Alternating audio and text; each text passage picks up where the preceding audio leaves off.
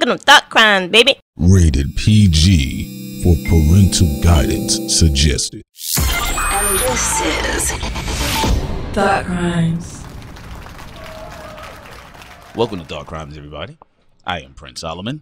And this is your girl, Sincere. Yes, today we're going to be talking about Mr. Sean Kingston. Sean Kingston, yes, and we all remember some of his songs. Of course, I don't.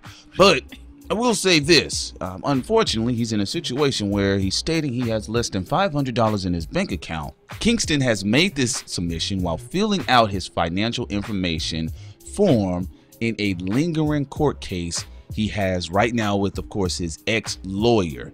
Now, what is taking place is that, for the most part, Sean Kingston and his ex-lawyer, they're basically in a situation where Kingston owes him money, and he had agreed to be put on a $20,000 installment plan from the months of April 2016 to, of course, January 2017. And if you look at the statement, it is actually pretty bad because he's pretty much ending up in the red a lot. And we all remember Sean Kingston was one of the more flashier singers. We remember what happened with him in Game. You want to rump with me? Yeah, we remember that. And he talking about, you know, he had these chains on, and the jewelry sounded hollow to me, but I didn't want to say anything because, of course, that's called hating. But Sincere, how do you feel about Mr. Rump with me? Well, now it makes me think that maybe that whole Game situation he made up to try to get some money, maybe to be able to sue. You know, since that's right. He was broke. talking about lawsuit, wasn't he? Yeah, so I think that definitely had something to do with it. Also, probably living beyond his means, not having a proper contract is something that we talked about off air about artists not having, not getting their money's worth in some of these 360 deals or some of the contracts that are laid out. You know, we saw that happen to Rihanna, and what happened in that regard, although because of her persona and star power and the people behind her, she was able to bounce back and make that bread and also make those corrections. But I'm actually really interested how it led to this point. Yeah. I mean, I know 2015, like you said, he's been in the red trying to pay this lawyer, but I want to know where did it all start with him? Well, you know, there's a good point you brought up because we see people on the radio or hear people on the radio, we see people, you know, on the videos and everything. Some people automatically assume these people like living in money, lavishing in money. But realistically, like Sean Kingston had like one or two big hits for his time. Was it one or two big hits? Well, one big hit. One really big hit, maybe two after that, and then he was on some features. Yeah, he did a bunch of features. I wasn't really a big fan of his music, but I mean, I saw him come. I kind of threw him in a space at the time as a one-hit wonder, but just off those singles alone, we still don't know what were the points or the residuals from that. So he could have been getting screwed out of money then, and then on top of that, when it comes to royalties, he may not have been getting as much as he should have. And then you're talking about being dry on the Billboard charts for quite some time. You know, and he would show up randomly, like when he showed up on Bun B's 2 Trill album, which is a dope album, by the way. But, you know, he showed up on that song, I'm a Gangster, and I was like, oh, dang, I ain't heard Sean Kingston in a minute. So, you know, like, how much has he been floating, you know, because we always see these rappers and these singers, and he was one of the more flashier singers at the time. Yeah, I want to know, is he a writer? Yeah. Because if he is, you know, I understand that writers can get big money in that regard. And also, more than likely, he didn't own his first hit, Beautiful Girls, because Beautiful Girls sounds like a perfect single for a lot of advertisement. As an advertisement type song. So like a song like that, you can eat for the rest of your life. You know, send it to a lot of different commercials. I mean, a lot of different companies for commercials and all that. So more than likely for him to be broke, he does not.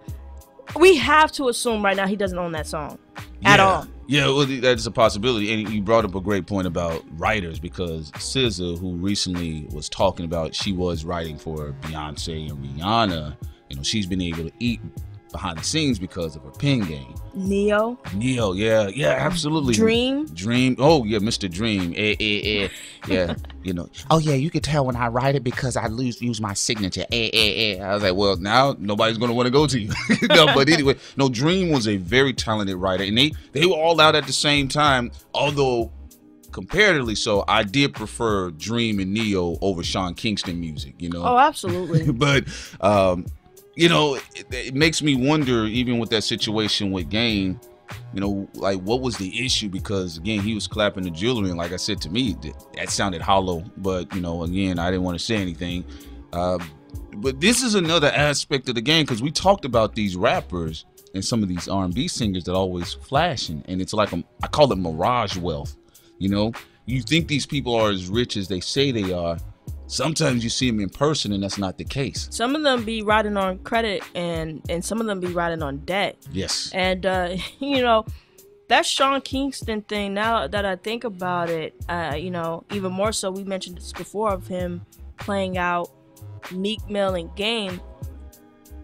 Now to me, Sean Kingston is the type of guy that tries to set up a plan in his favor, but because he's such a punk, and this is just my speculation, I do think he's a punk. You want to romp with me? I think because he's a punk, it backfires and he's never able to go through with it. So I think he tried to set that whole ordeal up, speculation, finessing, to be able to finesse and get some money, and it backfired. What do you think? Yeah, it could be because he was too stuck on it. Romp with me. It's like, please hit me. Yeah. Come on, like, and it was weird. It was very weird, but.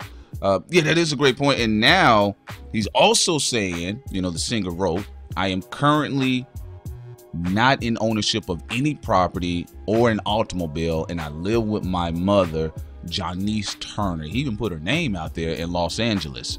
Now, for him to publicly state this, like, because, you know, some people may try to say, oh, you know, he trying to do what 50 did. 50 didn't go this far.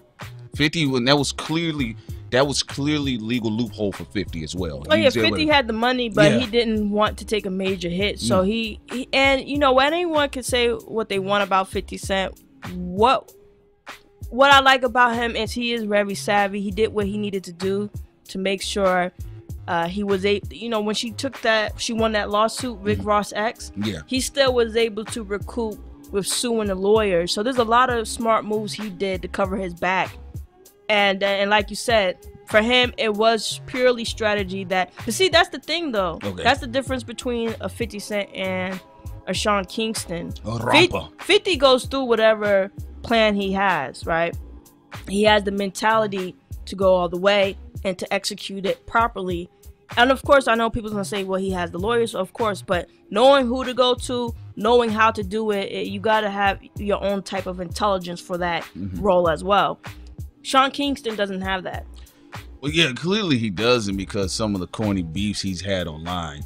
I mean, you know, it was a corny look. Then when they interviewed me, yeah, you know, a new album is coming out soon. I'm like, well, who's the other guy you've been channeling? So at the end of the day, you know, this is clearly an example. And as we all get older in life, we're going to see more of these artists that some of us, we thought like, wow, they did like get money. You're going to see more of them of our generation come out and say, I got butterflies in my pocket.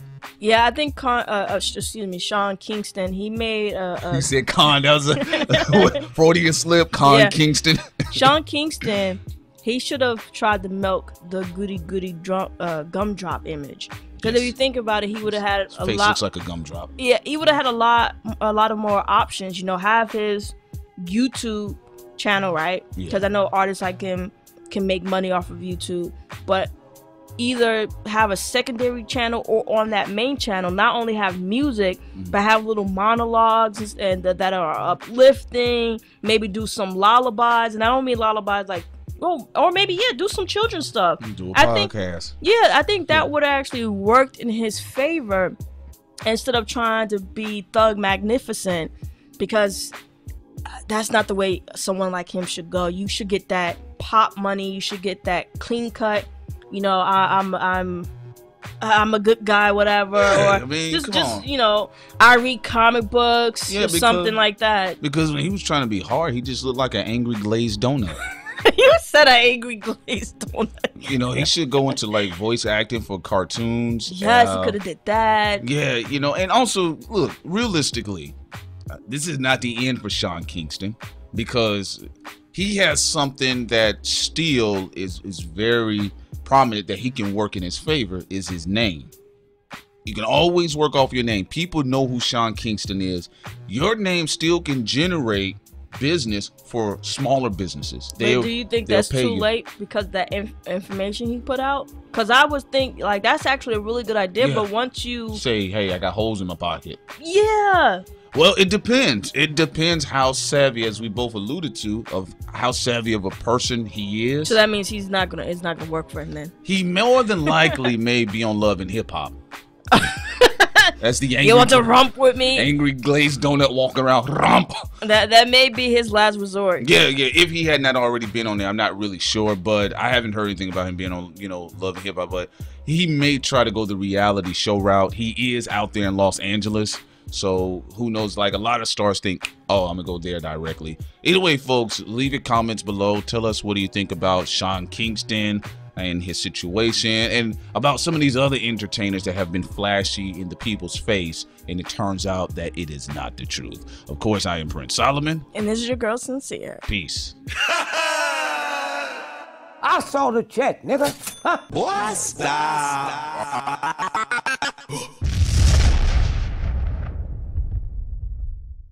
Hi there, I am Dos Negros. Do you ever feel you are not man enough, chico? Oh no, chica. Do you ever feel you are not woman enough? Escúchame, por favor. Then, my friend, let me suggest one thing, that you listen to Thought Crimes. I don't always care about what people are saying, but when I do, I'd rather hear it from Thought Crimes, Prince Solomon, and the lovely, Sincere Ignorance. Go to our Patreon for more, and don't bother me.